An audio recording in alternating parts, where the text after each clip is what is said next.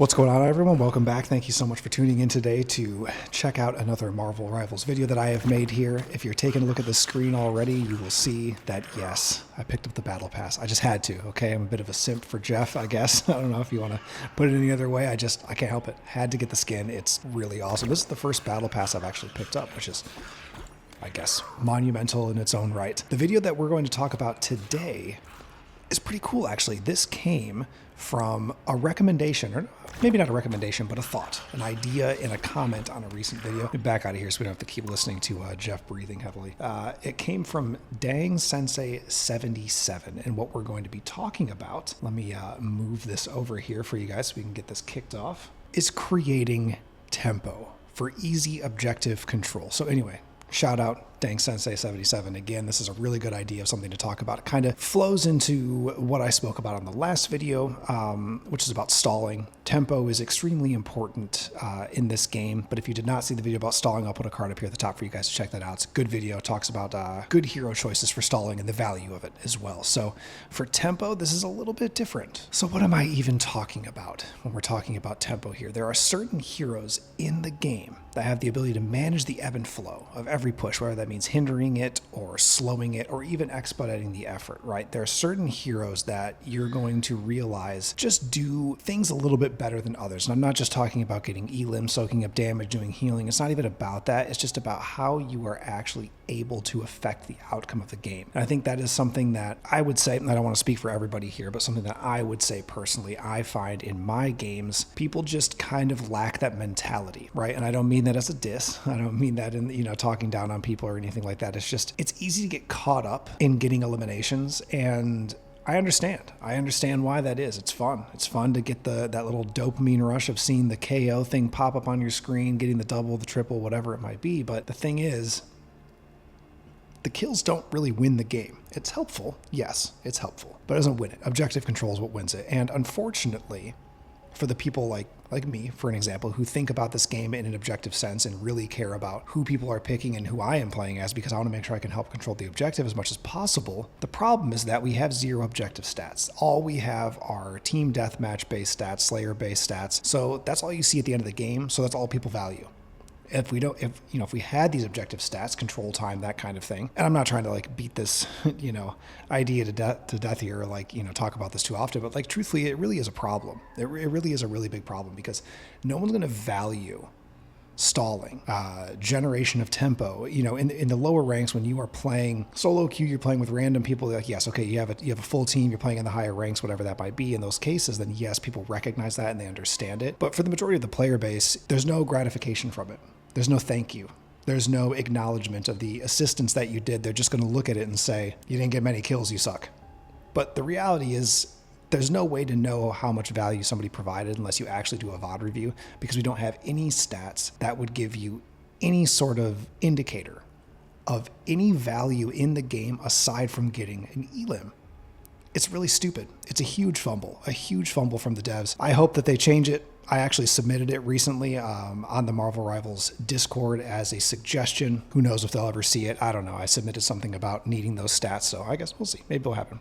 Anyway, being able to identify the key movers and shakers in the current meta can assist you in winning more games. So we're talking about baiting out skills. We're talking about waiting for overextending. These are things that change tempo, right? When you're getting a quick pick on a tank that overextends, that becomes a tempo change. Now they don't have so much survivability. So there are just certain heroes that do things different in regards to tempo. And we're going to talk about them here in just a second, but there are different forms of controlling tempo, which is really what I want to get into here. So why is this important? Great question. Well, we all want to win more, right? And I think the sooner we all kind of come to terms with the fact that you need to be controlling other elements of the game rather than just eliminations, we can all probably start winning a little bit more and playing a little bit better and finding ourselves in matches where we're teamed up with people that understand the game more, and we're playing against people that understand the game more as well. So it becomes more of a skill-based situation. There are some heroes in the game that, when truly understood and mastered, can be an absolute nuisance to deal with and can control the entire tempo of the game. If you are wasting the clock and keeping people away from the objective, that's a win. That's an amazing thing to accomplish.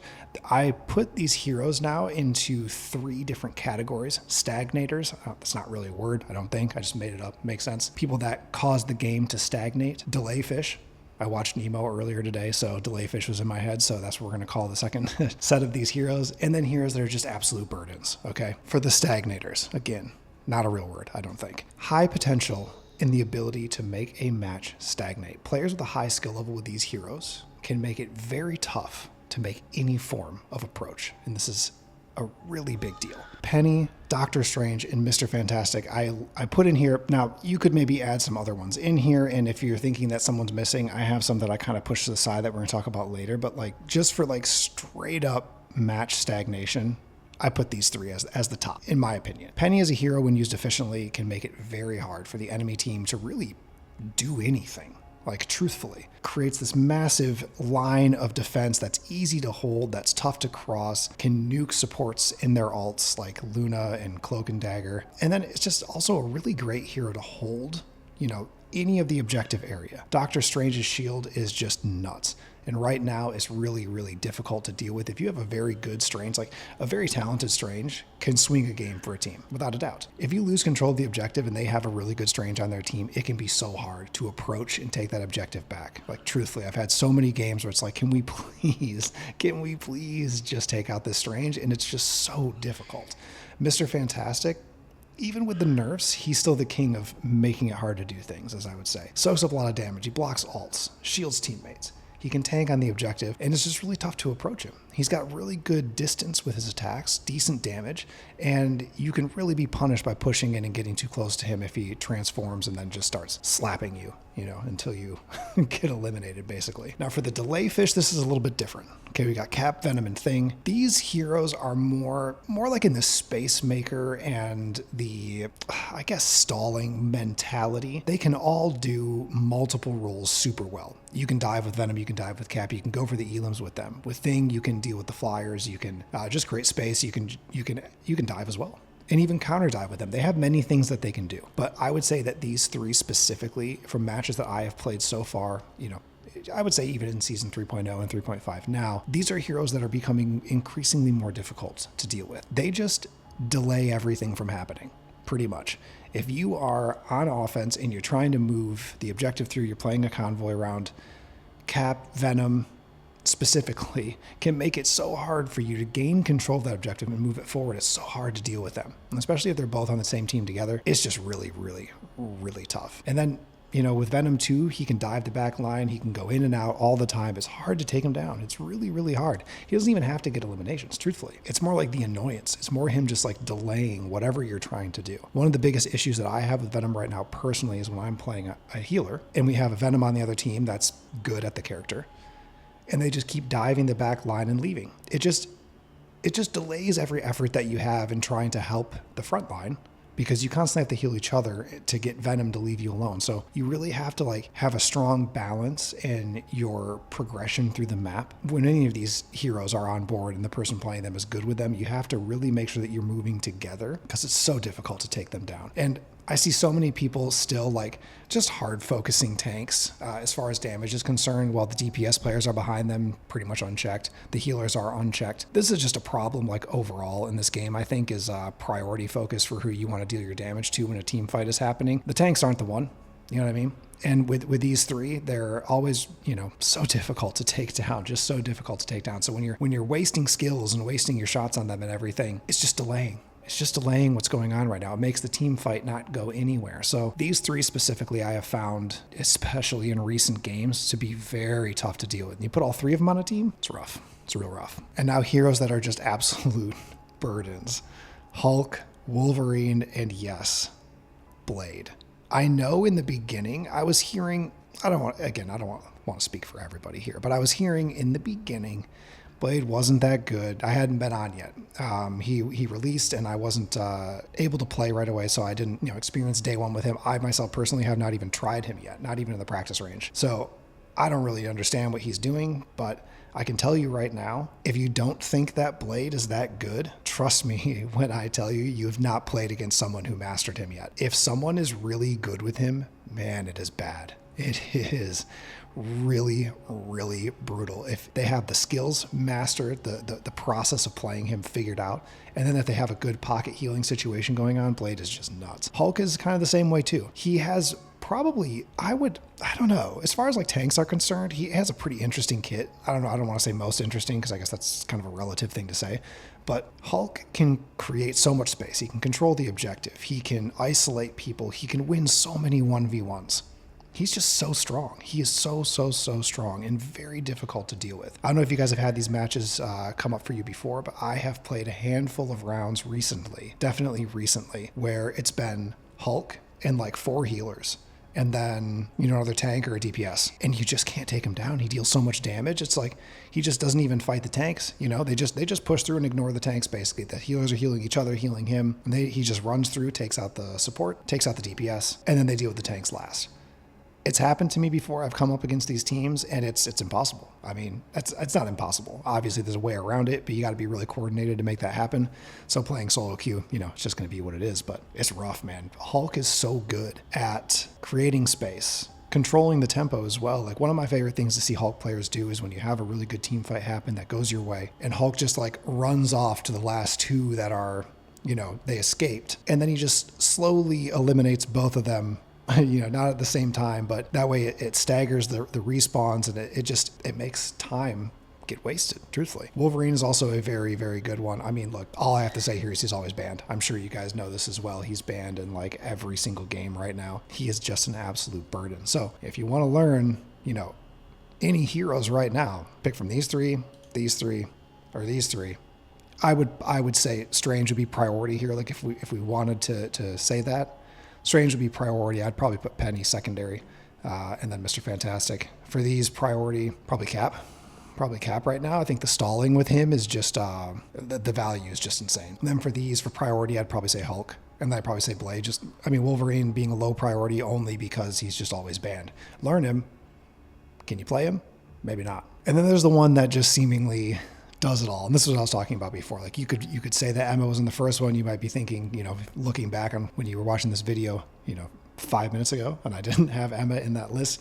Oh, well, Emma should be there. She stagnates the game. Okay, well, she kind of does all of it. She's an absolute burden. She delays everything that you're trying to do. She can block ults. She does incredible damage.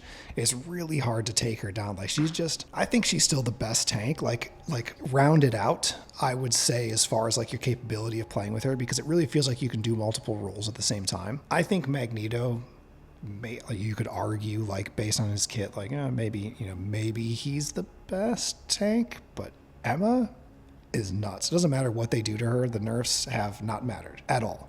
I feel like she's even stronger now for some reason. I don't know why, but she's just absolutely nuts. Like, I've been trying to get her banned like pretty often in a lot of the matches that I've been playing, just because I don't want to deal with it.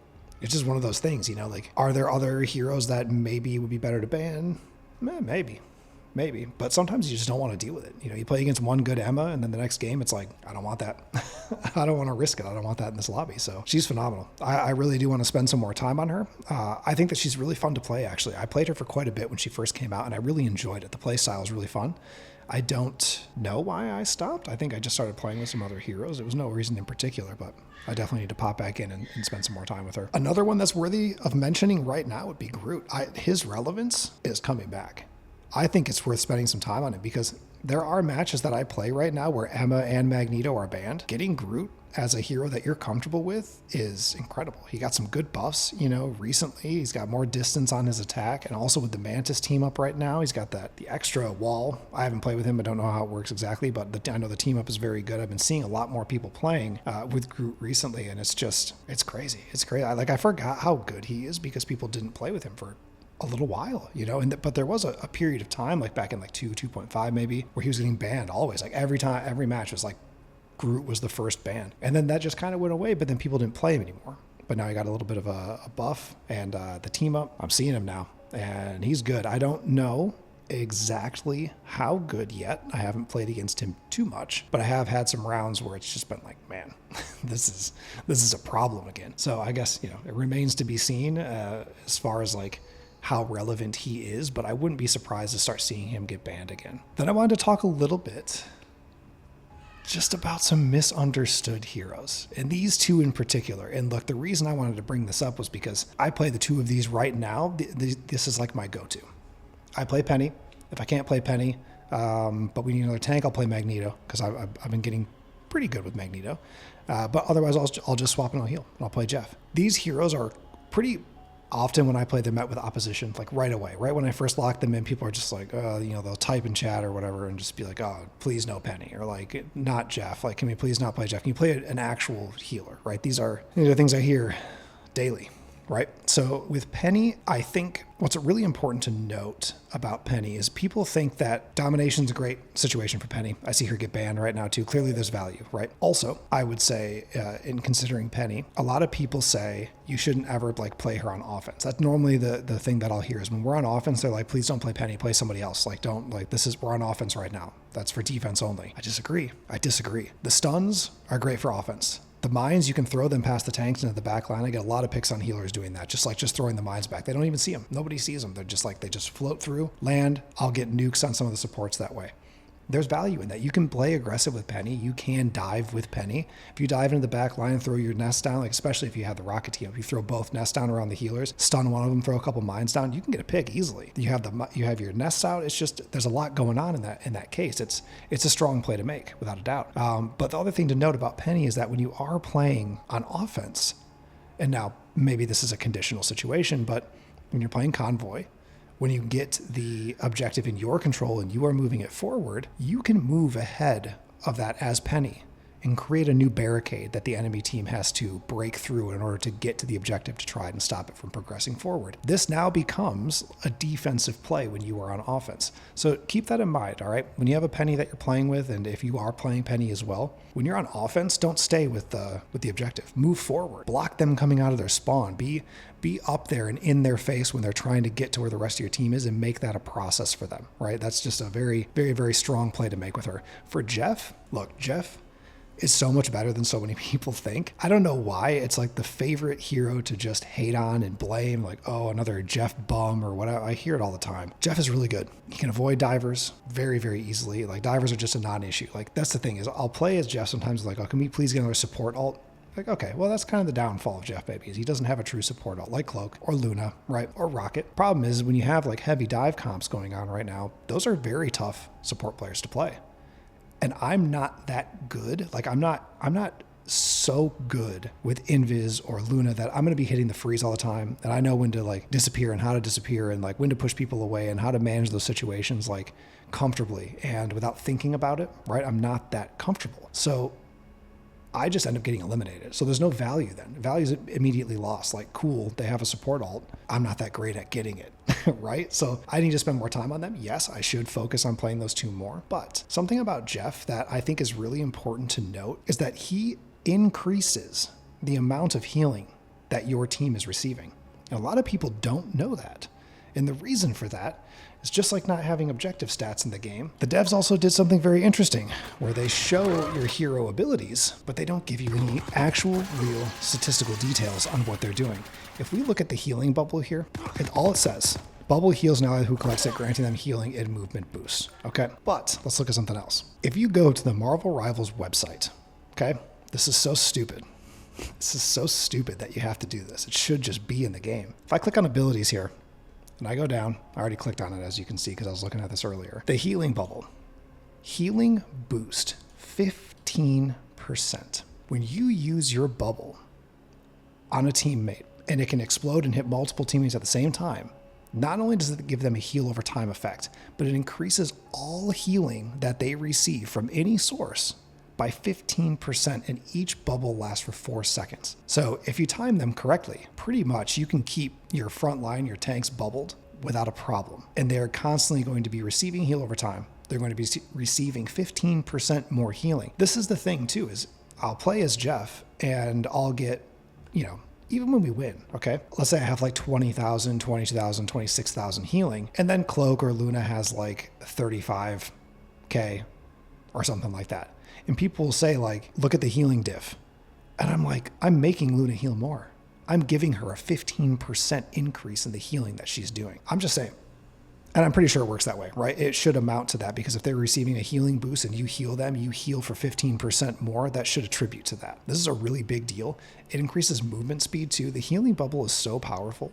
So I would recommend, because you don't get this stuff in the game, go to their website and look up the heroes that you like to play and read about their skills, because that's where you're actually going to get details on it. Like, this needs to be in the game.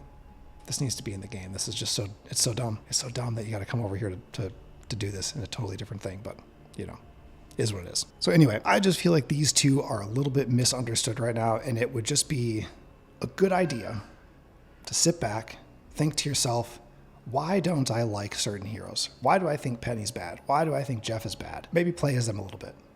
Maybe read the skills more, go to the website, read the, you know, all the stats and everything like that. But I love that about Jeff. I love that I can throw those bubbles on people, and I'm very good about having my timing set up. So I'm like constantly bubbling different people, making sure they're getting healed more. It makes it really hard for the enemy team to take down your tanks if you're playing a good Jeff. Just food for thought, okay? Maybe they're not as bad as you think they are. Okay, now unpopular opinion, and I bring this up because it's very relevant to the topic at hand right now, talking about tempo, controlling the flow of the game, and the heroes that do that the best. I don't think that the carry is necessarily the person with the highest elims. And the reason for that is because, well, there's not as much value. You know what I'm saying? Like, it is certainly important to get eliminations, but I would put that very low on the totem pole of importance. Getting elims helps other things happen more easily, but that's it.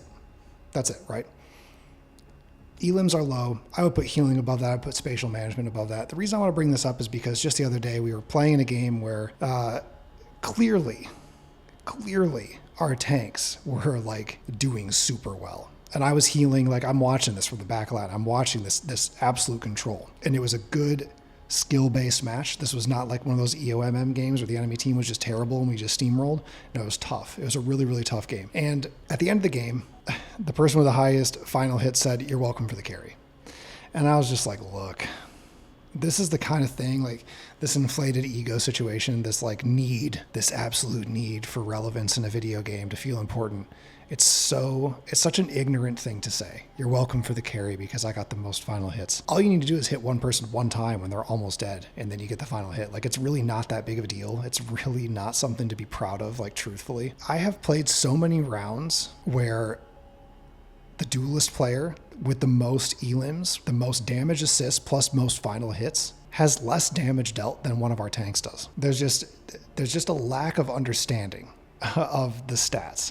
And again, without the objective-based stats, it's really hard to tell what people are doing on an objective level. But the heroes and the players that understand how to play the heroes, that can control the objective super well, can make space, can delay, can make it just hinder the other team from doing anything at all. Like, that's where the real value comes in. And yes, duelist players can accomplish that. It is possible. It's certainly possible. But I would say more often than not, the tanks are what we're looking to for damage, for sustain, for objective control, for spatial management. Like, they're doing so many things. It's a very complicated role. I think we got to give the tanks a little bit more love. I think we need to look to them and just appreciate these players more. So that's just kind of my thought on the matter. Take it as you want. This is a brutal team. Untouchable? Nah, nothing's untouchable. But I played against some teams recently running this combo, and the other two, you know, on the team, you know, whatever, but another healer, play a duelist in there too, whatever you want to do. It's kind of whatever. But these four together, it's just crazy. It's so difficult. You've got all the shielding, all of the bubbles going up. You've got spatial control. You've got objective management. You've got the ability to nuke support ults with Magneto. You've got the ability to block ults with both of them having shields.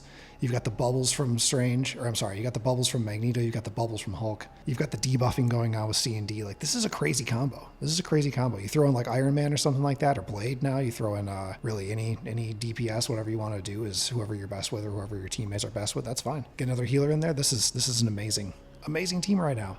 3 tanks. It's tough. To get through these two, to get to an objective. It's not easy if the healers are like really on point. Now we got to talk about today's challenge. This is something that I really want to do with these videos, is every time think of something to challenge you guys to do to improve your gameplay. And the one today is to make it happen. And what I'm talking about is identify the carry on your team and enable that player. So many people want to be the hero. They want to be the one that makes it happen. You don't have to do that. Sometimes you just have to recognize that somebody else on your team has that capability, has that potential. Maybe they're already kind of doing it. They just need a little bit, of assistance. So make that happen. Try to identify that. Figure out right away who the best player on your team is and see, based on who they're playing, maybe you can help them out. This is a really good example of that. Our Captain America and our Mr. Fantastic, I'm pretty sure we're a duo. This is an Araco convoy map. They were very good. I started out as Penny, and after my first death, I switched to Jeff right away because I recognized how good they both were at the push and pull and just diving the correct characters, and they were doing it together. And I was like, Penny's not it. I can play Penny and it'll be fine. Or I can swap to Jeff and I can help them with their dives. And as soon as I did that, we just destroyed them. Obviously, you can tell here by the elims, the final hits, all of that, the damage dealt. We did an extremely good job, the three of us just plowing through. Everyone was working together. And the thing was, at the end of this game, the Captain America typed in chat, "Thank you for the swap, Jeff."